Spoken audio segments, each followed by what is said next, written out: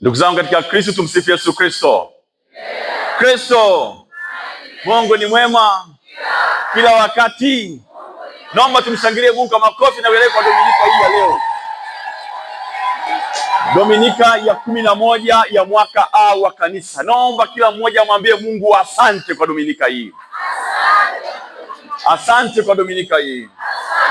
Hatuna cha kumrudishia isipokuwa sifa na utukufu. Sifa na utukufu kwa Mungu. Mwambie tena Mungu asante. Mungu asante. Ndugu zangu katika Kristo, tukiwa na tafakari kubwa katika Dominika hii na maombi mbalimbali ndani ya mioyo yetu, naomba tutafakari masomo tuliyoyasikia katika Dominika hii ya 11 ya mwaka A wa kanisa. Tumesikia somo la kwanza, wana wa Israeli wakiwa chini ya mlima Sinai, Mungu anawakusanya pamoja kama taifa lake. Wanaweka agano naye kwamba watakuwa watu wake, naye atakuwa Mungu wao kama wakishika amri. Hawa watu anawaweka pamoja kama kundi moja. Kundi hili lilikuwa limetawanyika.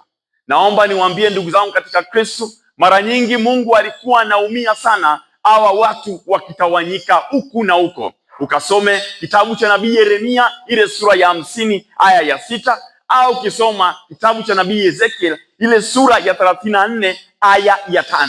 Anaumia taifa hili litawanyika kwa sababu kwake walikuwa ni kama kondoo chini ya mchungaji mmoja.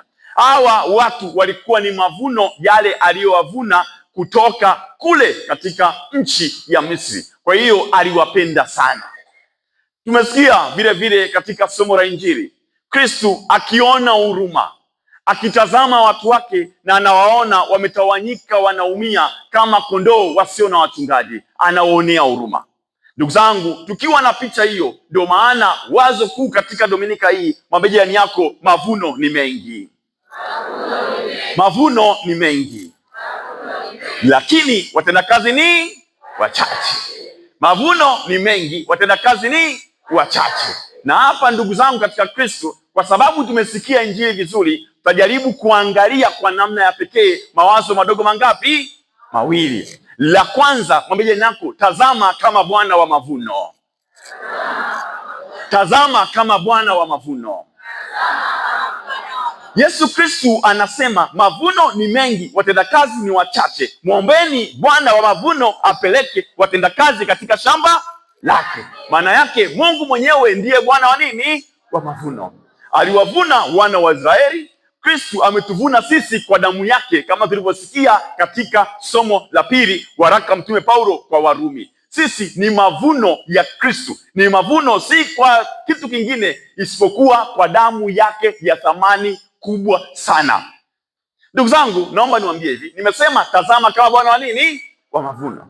Kristo anapokuwa anafundisha, anaona umati wa watu unamwendea, anawaangalia kwa huruma kubwa, anaonea huruma kwa sababu walikuwa wametawanyika kama kondoo wasio na nini? Na mchungaji.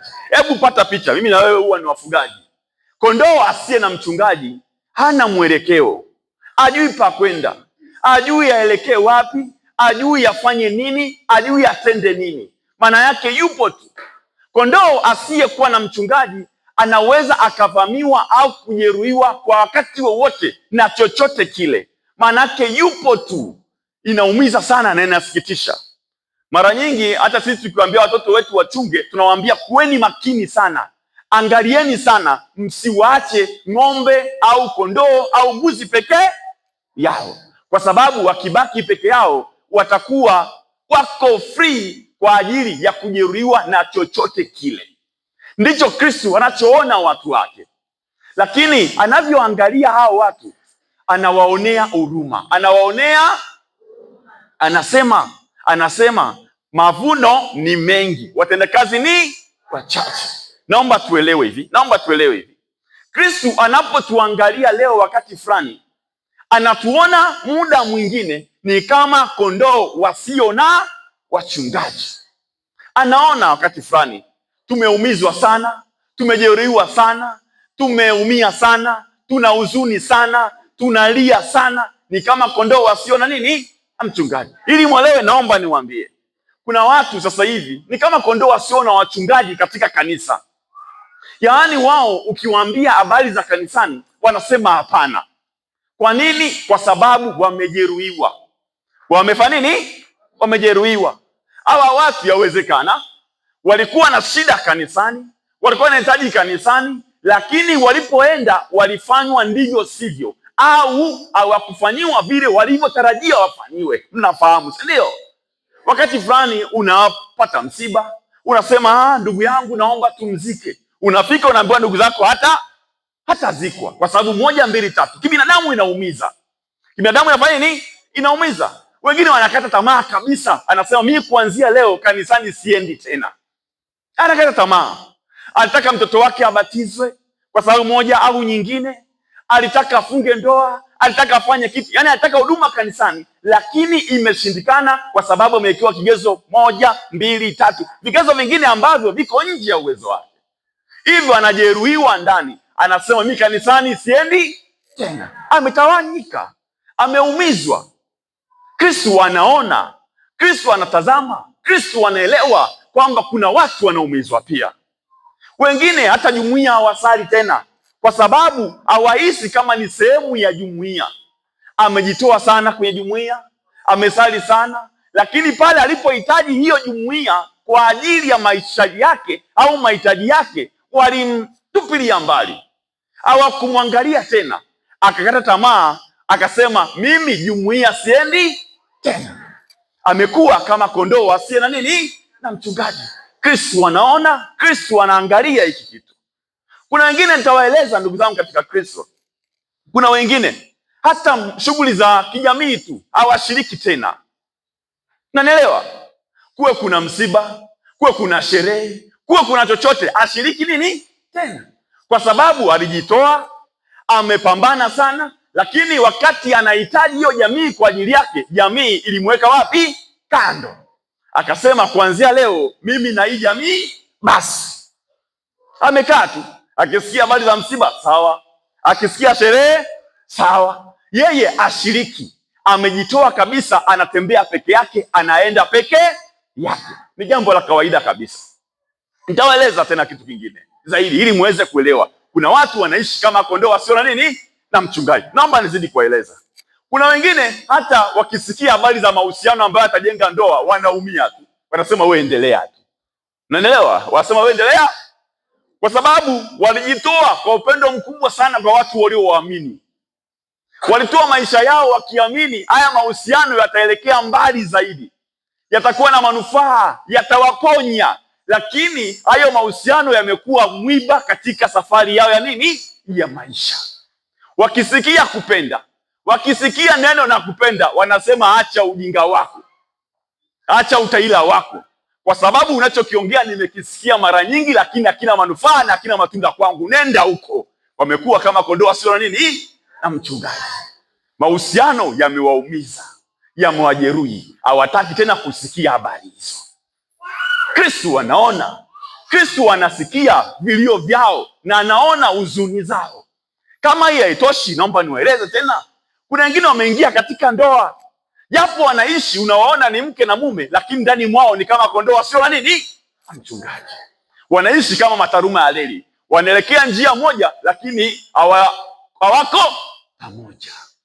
Mnawaona wanacheka, wana furaha, kumbe ni furaha na kicheko cha nje. Ndani mwao wana huzuni na vilio vingi. Nanielewa? Kristo anaona. Wengine wapo si kwa namna nyingine, wanasema kama tusingekuwa tumezaa pamoja mbele ya Mungu tusingekuwa hapa wote. Nitaenda wapi? Na watoto na yeye. Nitaenda wapi? Nimetoka mbali na yeye. Vinginevyo mbele ya Mungu nisingekuwa naye hapa. Ametawanyika ndani, ameumia ndani, analia ndani, ni kama kondoo asira nini? Na mchungaji. Ninaelewa ndugu zangu katika Kristo. Kristo anaona yote haya. Kuna watu wametawanyika, si tu wao, kwenye familia hizi hata watoto wameshawashinda wazazi. Yaani unamwangalia mtoto wako unasema huyu ni Mungu tu aingilie kati, ni Mungu tu aseme chochote, ni Mungu tu, unabaki kumuombea peke yake, kwa sababu ani kama kondoo asiye na nini? Na mchungaji. Amefata makundi, amefata urika, amefata njia ambayo sio, asikila mtu. Wewe unaona mbele, yeye anaona leo tu peke yake. Ukimwelekeza anakuona kana kwamba unaingilia maisha yake. Kama mzazi unaumia, unasikitika, unasema huyu hana mchungaji, anakoelekea atapotea. Lakini asikii kilio chako, Mungu anasikia. Dua yako Mungu anasikia. Huzuni yako Mungu anasikia. Siku moja atajibu. Na leo ndugu zangu katika Kristo, wengi tumetawanyika sana kwa sababu ya yale ambayo tumeyapitia katika safari yetu ya maisha. Wengi tumeumizwa sana, wengi tumetawanywa sana. Pale ambapo tuliamini tutakuwa kama kundi moja, tumejikuta tunakuwa makundi tofauti. Kila mmoja anachukua njia yake. Kanisani kila mtu njia yake, kwenye jamii kila mtu njia yake, kwenye familia kila mtu njia yake. Ndugu zangu, naomba niwaambie kitu hapo ambacho ni kizuri sana. Kristo anapoona kundi hili, anapoona mtawanyiko huu, sio kwamba ananyoosha kidole na kuanza kulaumu. Hapana. Kikubwa ambacho naomba ukijue, Kristo anapoona mtawanyiko huu, anaona huruma. Anaona huruma. Anaona huruma. Anaona haya ni mavuno. Haya ni mavuno. Huu ni mtaji, lakini hauna mchungaji, hauna mvunaji. Tunaalikwa mimi na wewe leo kufikiri kama Bwana wa nini? Kuona huruma, kuwa na utu. Na nielewa ndugu zangu, kuona huruma, kuwa na utu. Kama mimi ni sababu ya mtawanyiko, basi niwe sababu ya mkusanyiko tena. Kama mimi nimekuwa sehemu ya kujeruhi, nibadilike. Kama mimi nimekuwa sehemu ya kutawanya, nifanye nini? Nibadilike. Kwa sababu Kristo anaona, Kristo anasikia kilio cha hawa watu nao watawanya. Yeye anawaonea huruma, lakini mimi kwa nini siwi na huruma? Tufikiri kama Bwana wa nini? Wa mavuno. Niwaombe leo ndugu zangu katika Kristo, tusali na tuombe sana.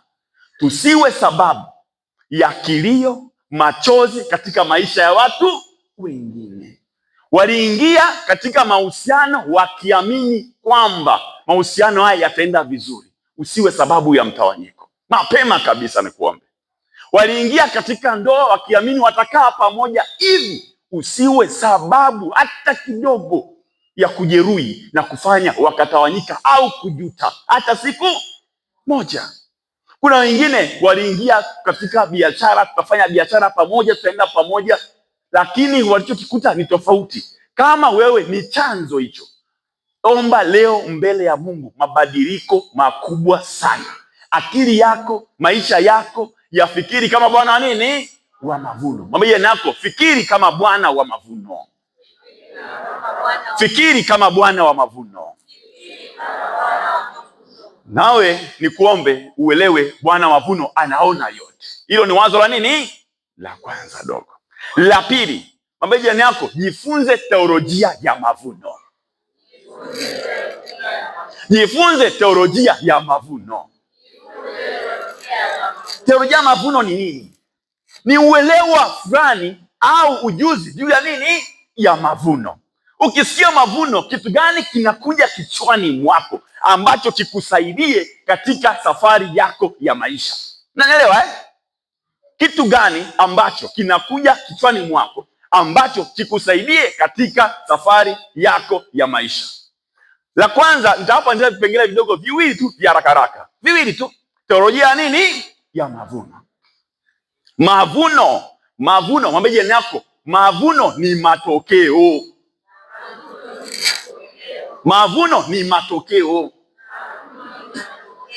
Mavuno ni mengi, watendakazi ni wachache. Mavuno ni matokeo. Wanasema hivi, naomba niwakusomee usikie hivi ninapowaambia kwamba mavuno ni matokeo. Ukisoma waraka wa Mtume Paulo kwa Galatia, ile sura ya 6 aya 8 mpaka 10 inasema hivi: anayepanda mwilini mwake atavuna uharibifu mwilini, anayepanda rohoni atavuna uzima wa milele katika roho. Tusichoke katika kutenda mema, kwa maana tusiporegea tutavuna ufikapo wakati wake. Basi kwa muda tulionao tuwatendee mema watu wote, hasa ndugu wa imani moja. Mavuno nini? Ni matokeo. Unachopanda ndicho unacho. Na nielewa, Unachopanda ndicho unacho. Ukipanda wema utavuna. Ukipanda upendo utavuna. Ukipanda furaha utavuna. Ukipanda haki utavuna. Ukipanda amani utavuna. Mavuno ni matokeo. Unavuna unachopanda. Mara zote watu wengi wanategemea kuvuna wasichopanda. Haiwezekani. Unanielewa? Wengi wanapanda chuki. Wengi wanapanda roho mbaya. Wengi wanapanda uhasama. Wanapanda uadui. Wanategemea wavune furaha, amani, haki. Haiwezekani. Huwezi ukapanda mchungwa utegemee uvune embe. Haiwezekani. Naelewa ndugu zangu? Mavuno ni matokeo. Unachokipanda ndicho utakachokivuna. Na mavuno ni hapa hapa. Mavuno ni hapa. Unanielewa? Kwenye familia mavuno ni hapa. Kwenye jamii mavuno ni hapa. Kanisani mavuno ni hapa. Wengi wanalaumu kama nilivyosema, mimi sifanyi hivi kanisani, sifanyi hiki. Ulipanda nini? Wakati wa uhai wako ndugu yako alipanda? Jiulize. Alikuwa anashiriki jumuiya? Hashiriki. Alibatizwa tu kwa jina, si ndio? Hapo sasa tunauka pamoja. Alibatizwa, ashiriki jumuiya, atoe zaka, ashiriki chochote, si ndio? Nategemea baadaye akifa afanye nini? Azikwe Kikatoliki. Asipozikwa tunalaumu. Mavuno ni hapa. Kwenye familia baba unarudi saa 8 usiku, sagina urudi kabisa. Unataka ukute chakula, umeacha mboga hapa. Unategemea ukiugua mama aje akuuguze, si ndio? Akwambia mume wangu pole. Mume gani? Jina tu limebaki. Lakini sio hapa nyemko vizuri. Nazungumzia watu wengine. Uonyeshi upendo, ujali familia, ujali watoto, ufanyi chochote kile. Alafu unategemea mimi ndio baba. Mavuno ni hapa. Mama unakomana vikoba tu. Umesahau familia yako. Unachokipata hata mume wako hajui kinaenda wapi. Unajua wewe mwenyewe tu na maisha yako. Tengeneza nywele vizuri, unafanya mambo yako vizuri, saidia kwenu ukole vizuri. Mume wako hajui chochote cha kwako. Alafu mambo yakiwa magumu unarudi kwake. Baba, mimi nina shida. Shida nyingine umezalisha wewe mwenyewe, baba hajui. Alafu unataka baba ndiye awe msaada kwako. Mavuno ni hapa. Unanielewa? Unachovuna ndicho utakacho. Ndicho ulichokipanda. Yaani utakachovuna ndicho ulicho. Ukipanda magumu utavuna. Elewa hicho. Kikusaidie. Kuanzia leo badilika. Fanya nini? Mavuno ni matokeo. Malipo ni hapa hapa. Unatavuna hapa. Ukichelewa hapa mbinguni utavuna pia. Si ndio? Ndio utajua ujui. Cha pili dogo kabisa hapa. Fikiria teolojia mavuno wameje nako. Mavuno ni mchakato. Mavuno ni mchakato. Mavuno ni mchakato. Ni nini? Maana yake nyuma yake mavuno yana wakati wake. Yana wakati. Kuna wakati wa kuvuna, si ndio? Si wakati wote ni wakati wa nini? Nanielewa ndugu zangu? Nikwambie usifosi wakati usio wako kuvuna kisicho chako.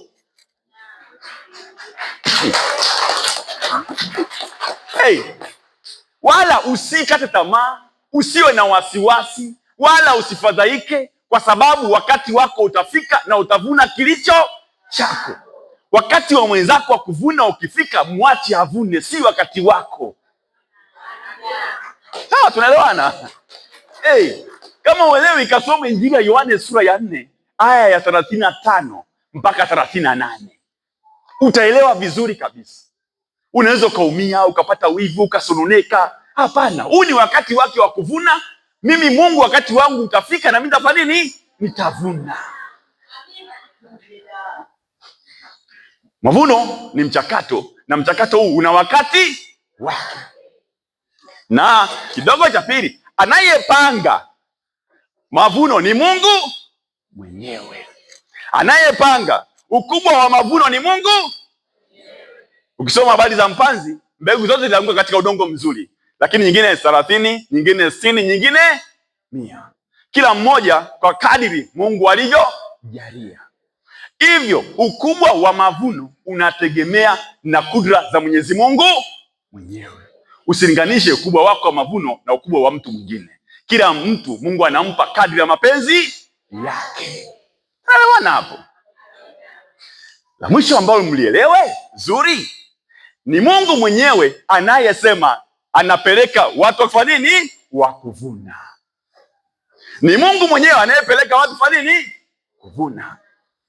Na Mungu akituma watu kuvuna, kama ni wakati wako, Mungu anakuambia kavune, pata baraka, neemeka, piga hatua. Hakuna nguvu ya mwanadamu yoyote inayoweza kuzuia kile alichopanga Mungu. Leo ndugu yangu katika Kristo, ama nimalizie ili muweze kukielewa hiki kitu. Na wewe ni kuombe sana, ukiwa kizuizi au kikwazo katika kile ambacho Mungu amempangia mtu kwa wakati wake, mabaya na magumu yatakurudi wewe. Unaelewa?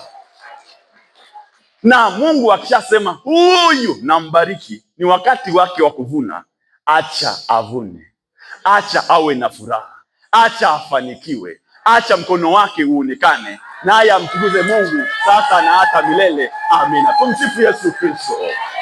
Mungu awabariki sana.